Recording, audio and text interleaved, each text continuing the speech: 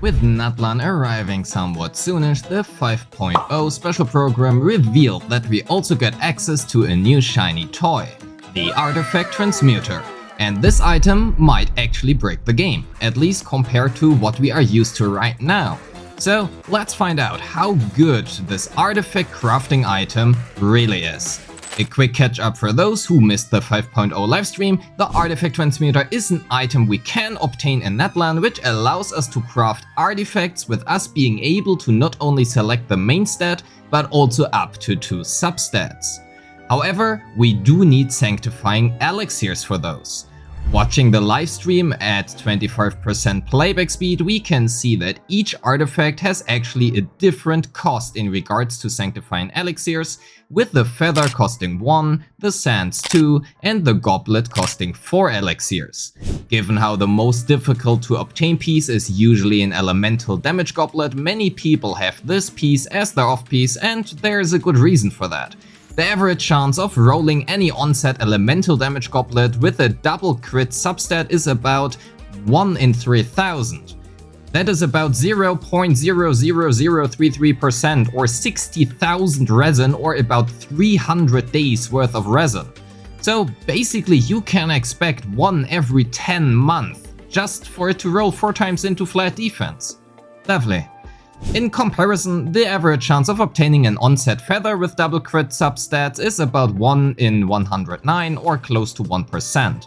In resin, that's about 2180 or 11 days. To not bore you any further, here's also the chance for an onset energy recharge sands with double crit on screen. This also means for us that using the Artifact Transmuter for anything which is not the goblet is honestly not worth it.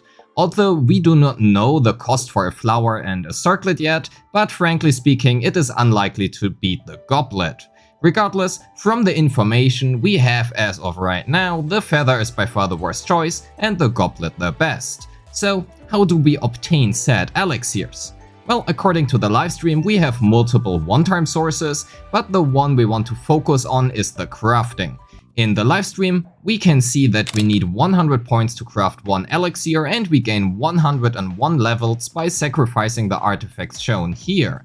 However, the artifacts shown do not total up to 101 levels, but instead only to 89. This means we can deduce the extraction is EXP based instead. Assuming all the artifacts shown here are at exactly their level with 0 overflow experience, that would total up to 654,000 XP.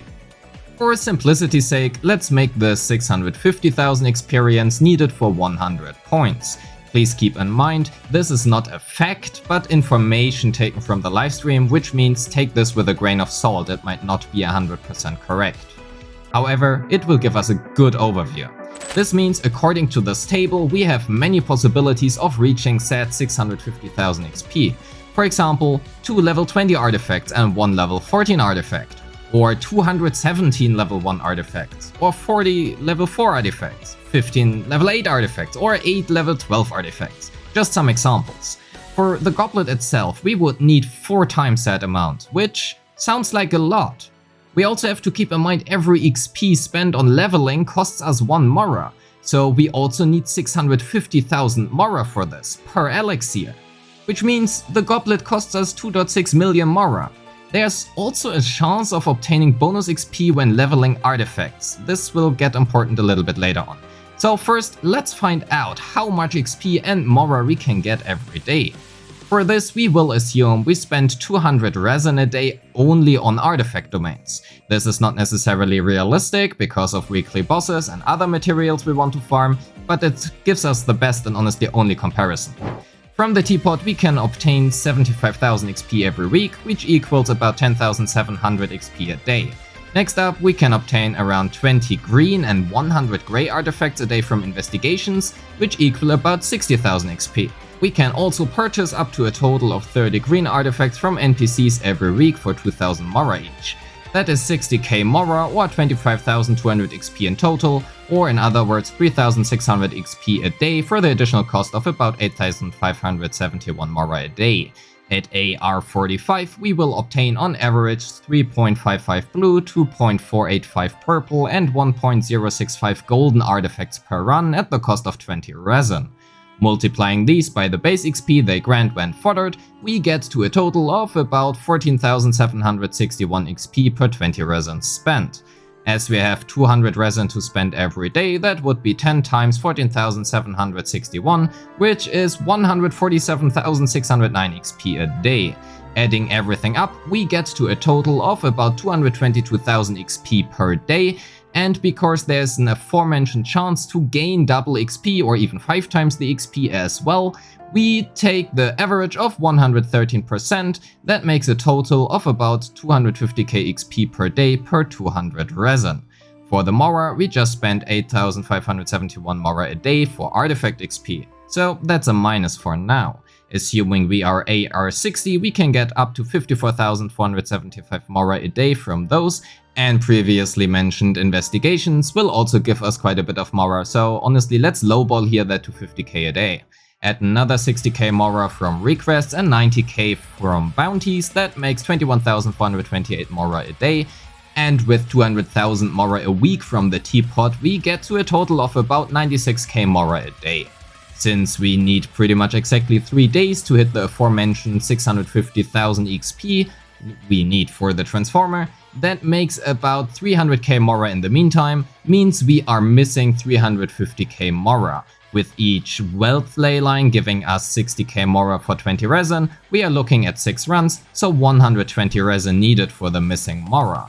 3 days for the experience and 0.6 days for the Mora, and that means on average we will need 3.6 days or 720 resin to craft a single elixir.